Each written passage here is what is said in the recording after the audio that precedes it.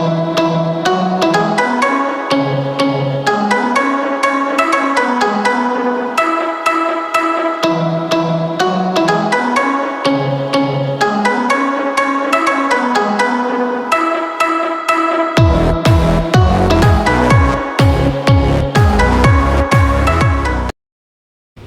what's up guys, this is me Lovejeet Arora.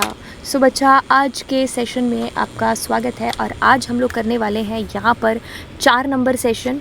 और 4 number session के अंदर हम लोग अगले 10 MCQ क्वेश्चंस को करेंगे। जैसा कि आपको पता है हम लोग यहाँ पर 1000 क्वेश्चंस का एक पूरा सीरीज़ कर रहे हैं जो कि रिलेटेड रहेगा हमारा डेटाबेस एंड SQL के क्वेश्चन से, राइट। तो चलिए सबसे पहले ही आज का क्वेश्चन हम लोग यहाँ पर स्टार्ट करेंगे।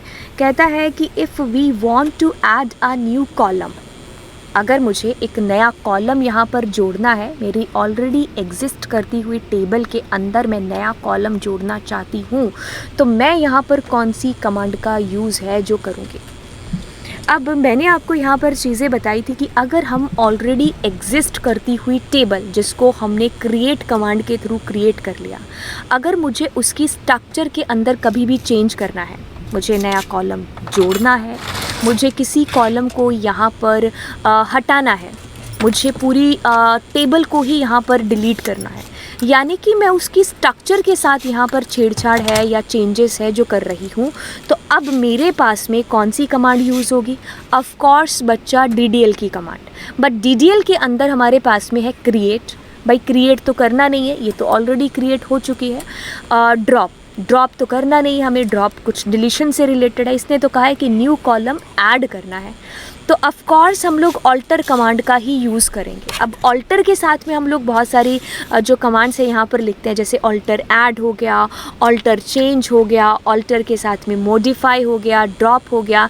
अब ऑल्टर के साथ में हम ऐड का यूज़ करेंगे क्योंकि हम नया कॉलम यहाँ पर जोड़ने वाले हैं। तो ऑल्टर टेबल का नाम ऐड कीजिए, नया कॉलम और उसका यहाँ पर डेटा टाइप। तो ये सीधी सी कमांड यहाँ पर यूज़ होगी। ए हमारा ऑप्शन है यहाँ पर सही। चलिए, mister Mittal is using a table with the following column. तो मिस्टर मित्तल हैं जी, उनके पास में ये सारे के सारे कॉलम है। एक तो नेम है और दूसरा क्लास है, तीसरा स्ट्रीम्ड है और तीसरा स्ट्रीम नेम है। अब कहता है कि ही नीड्स टू डिस्प्ले, उसको डिस्प्ले कराना है नेम्स ऑफ स्टूडेंट्स। ठीक है, names of students, select name आएगा, select name, select name, select name, select name. अब कहता है कि सेलेक्ट नेम के बाद में who have not been assigned any stream, जिनको कोई भी स्ट्रीम अभी तक असाइन नहीं है, यानी कि नल डेटा होगा हमारा। ठीक है, stream name is equals to null, sorry is null. And यहाँ पर एक और चीज़ है कि भाई जिनको या तो स्ट्रीम कोई असाइन हुई नहीं है, अगर हुई है तो उनको उनके पास में नाम है जो कंप्यूटर से एंड हो रहा है। दो चीज़ें यहाँ पर है ना, तो बिल्कुल या तो ये हो रहा है या ये हो रहा है, तो बीच में और का साइन है जो यूज़ होगा। अब उसने बेचारे ने कमांड तो लिख दी यार यहाँ पर, सेलेक्ट नेम क्लास जो भी है, बट उसको यहाँ पर ना एक डिज़ायरेबल आउटपुट नहीं आया। तो ये एक मोस्ट फेमस क्वेश्चन है CBSE का। इज़ नल तो होता नहीं है, जैसे अभी मेरे गलती से निकल गया था इक्वल्स टू नल है ना, तो सॉरी इक्वल्स टू नल निकल गया था, तो इज़ नल होता है हमारे पास में, राइट। अब और का यूज़ होगा क्योंकि या तो ये या तो ये, या तो उसको मिली नहीं है स्ट्रीम कोई भी, यानी कि वो नल है, और या फिर यहाँ पर मैच कर रहे हैं हम लोग पैटर्न। तो पैटर्न के केस में हम लोग यहाँ पर लाइक का यूज़ है जो करेंगे। तो बिल्कुल हमारे पास में यहाँ पर इज़ लगा है, तो ये तो बिल्कुल भी नहीं है। इज़ नल है, कूल गाइज, लाइक, ये हमारा आंसर हो सकता है। ये भी गलत है क्योंकि डबल इक्वल्स टू, ये भी गलत है। तो my answer is here B, right. Pattern के साथ में हम लाइक का यूज़ करेंगे। अब उसने कहा है कि एंड हो रहा है कंप्यूटर के साथ में, बट कंप्यूटर से पहले क्या है हमें पता नहीं है, तो इसीलिए हम % का यूज़ कर रहे हैं। ठीक है, चलिए। अब fetch 1 is use to fetch, ओहो आपको स्टार्टिंग में ही आउटपुट दिखा दिया हमने, चलो कोई बात नहीं। Fetch 1 is use to fetch dash records at a time. देखिए फैच 1 है तो ऑफकोर्स 1 रिकॉर्ड ही फैच करेगा एट ए टाइम, मतलब एक टाइम में एक ही रिकॉर्ड आपको फैच करके देगा। अब कहता है कि fetch 1 will fetch next record if no more record. अगर मान लो वो आखिरी रिकॉर्ड पर है तो अब वो क्या रिटर्न करेगा, मतलब ये एक एक करके सारे रिकॉर्ड फैच करता गया, बट अगर आप हो ही आखिरी रिकॉर्ड पर तो क्या करेगा, तो ये करेगा नन आपको रिटर्न यहाँ पर NONE, एरर नहीं देगा, ये चीज़ आपको ध्यान रखनी है। क्वेश्चन हमारे पास में आ रहा है, कह रहा है कि percent is used when we want to substitute multiple characters. ठीक है, परसेंट का यूज़ जैसे अभी मैंने आपको बताया कि मल्टीपल कैरेक्टर्स जब हम यूज़ करेंगे तब हम इसका करेंगे यूज़, यानी कि मल्टीपल कैरेक्टर, यानी कि मैंने कह दिया कि उसका नाम P से शुरू हो रहा है, बाद में क्या आएगा हमें नहीं पता, एक भी कैरेक्टर हो सकता है और एक से ज़्यादा भी हो सकता है, वी डोंट नो, तो हम परसेंट, यानी कि length is not fixed here. Okay, so that is true, yes ma'am, surely it is true.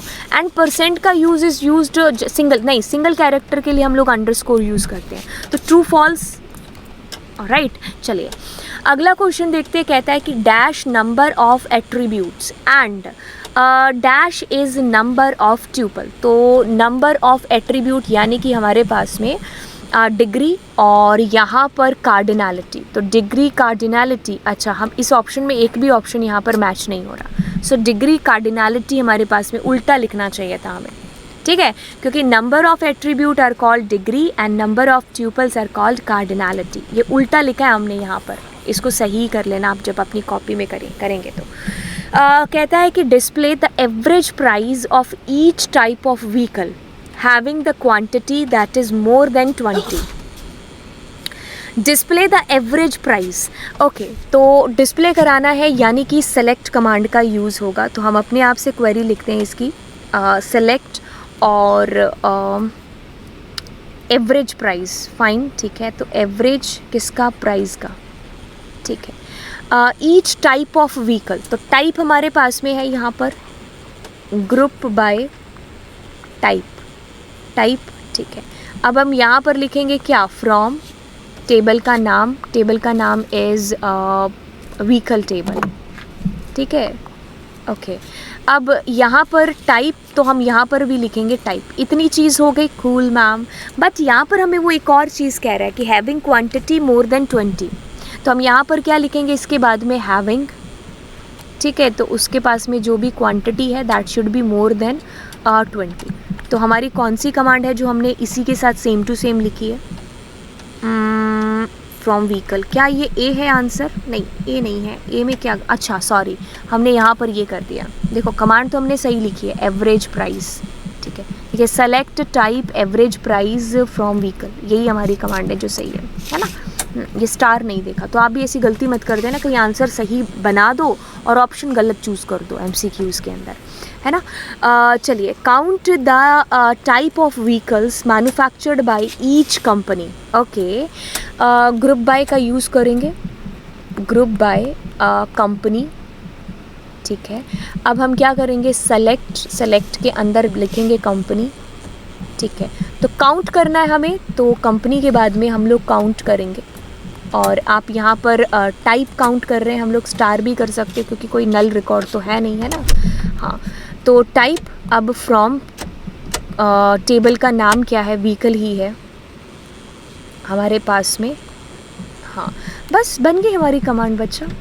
So select, सो हमारे पास में सेलेक्ट कंपनी, ओके, यहाँ पर ये सही तो है बट यहाँ पर हमने कॉमा नहीं लगाया, तो select count type company vehicle group by company, ठीक है, आगे कोई और तो नहीं बनता ना, नहीं, ओके, तो this is our correct answer. अब आगे वाला क्वेश्चन करते हैं, कहता है कि display the total price of all the types of vehicle, okay, तो हमें क्या करना है, ऑल द टाइप टोटल करना है, तो ऑफ कोर्स हम लोग सम करेंगे, यहाँ पर सम किसका करेंगे, प्राइस का ही सम करेंगे, है ना, ठीक है। अब ऑल द टाइप्स फ्रॉम, आधी कमांड हमने लिखी है, फ्रॉम टेबल का नाम व्हीकल ही है, और ग्रुप बाय,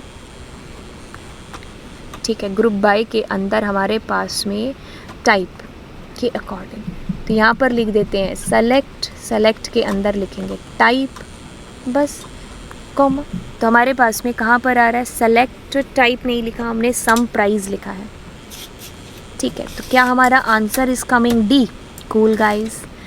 अब आगे वाला question, to display I code, I name, V name of all the vendors who manufacture refrigerator, ये हमारा जॉइंट्स का क्वेश्चन है यहाँ पर, ठीक है। तो यहाँ पर टू डिस्प्ले आई कोड, हमें यहाँ पर आई कोड को डिस्प्ले कराना है, तो सेलेक्ट लिखेंगे I code, select I code, select I code, select I code, ठीक है। I name, I name, I name, I name, V name, V name, V name, V name. From, एक तो table हो गई आइटम, ठीक है, उसको हमने आई नाम दे दिया। एक हो गई वेंडर जिसको हमने वी नाम दे दिया। हाँ, अब हैविंग नहीं आएगा, ये हमारी गलत होगी। ग्रुप बाय नहीं आएगा, गलत हो गई। ये हमारी देखते हैं इन दोनों में से कौन सी सही है। हमने कहा जहाँ पर आई डॉट वी कोड और वी डॉट वी कोड बराबर है, ठीक है, और ये डबल इक्वल्स टू होता नहीं है, इक्वल्स टू होगा तो हमारा D will be the correct answer. जहाँ पर भी हमने कहा कि मैन्युफैक्चरर कौन है, रेफ्रिजरेटर है ना, तो बिल्कुल this is our answer. I hope ये चीज़ क्लियर हो गई होगी। अब हम अगला क्वेश्चन करेंगे, कहता है कि to display I name, I code, V name, I code, I name, ठीक है, I name, I code, name, I code, I name, I code, okay. तो इतना हमारा सारी की सारी कमांड्स हमारी सही हैं अभी तक। आगे बढ़ते हैं। Price all the product whose price is, ठीक है, हाँ हाँ हाँ हाँ, ठीक है, इतना हमारा सबका सही है क्योंकि हमने आइटम को आई मान लिया, वेंडर को वी मान लिया, ठीक है। अब हम कहते हैं कि वेयर, जहाँ पर भी आई कोड, ये तो आएगा नहीं डबल इक्वल्स टू, ये हमारा वैसे ही गलत हो गया। हाँ, ये दोनों बराबर हैं, हैविंग नहीं आएगा। वैसे तो हमारा आंसर सही है बट हम इस कमांड को पूरा करते हैं। एंड प्राइस हमारा क्या है, 23 से ज़्यादा है। देखो क्वेश्चन के अंदर ही आपका आंसर है जो लिखा हुआ है, आप क्वेश्चन के अंदर से ही उस आंसर को ढूंढने की कोशिश है जो करो, ठीक है। अब next question, to display V name and I name manufactured by vendor whose code is P04। हम क्या करेंगे, डिस्प्ले करेंगे V name, I name, V name, I name, ठीक है। यहाँ पर ये तो नहीं होगा, V name, I name, from item I, vendor V, ठीक है। ये भी नहीं होगा क्योंकि यहाँ पर हमने फ्रॉम नहीं लिखा, फ्रॉम, ठीक है। इतना हमारा ये सही हो गया। वेयर, जहाँ पर भी, हाँ ये गलत है क्योंकि हमने डबल इक्वल्स टू किया है। वैसे हमारा आंसर डी सही है। अब देखते कैसे होगा, क्योंकि दोनों की प्राइमरी की, एक की फॉरेन की, मतलब जो भी हमारे पास में ये क्या है, बराबर है, इसका वी कोड और उसका वी कोड। एंड अब कहता है कि जिसका भी कोड, वी कोड क्या है, P04 है। देखो क्वेश्चन के अंदर ही हमारे पास में सारी चीज़ है जो लिखी है, डी इज़ करेक्ट आंसर। अब इतना हुआ। अब ये हो गए हमारे पूरे के पूरे 10 क्वेश्चन। बाकी के क्वेश्चंस हैं जो हम लोग अगली नेक्स्ट वीडियो के अंदर करेंगे। ये हमारा 4 नंबर लेक्चर था, 4 नंबर वीडियो थी। आई होप गाइज आप लोगों को ये जो 1000 क्वेश्चन सीरीज़ है आपको समझ में आ रही होगी और अच्छी लग रही होगी। अगर ऐसी बात है तो यार आप लाइक कर दो, अगर आपको बहुत ज़्यादा अच्छी लग रही है तो आप सब्सक्राइब कर दो, ठीक है। तो चलिए फिर मिलेंगे आपको नेक्स्ट लेक्चर के अंदर। Bye bye. दोस्तों के साथ में शेयर करना बिल्कुल मत भूलना।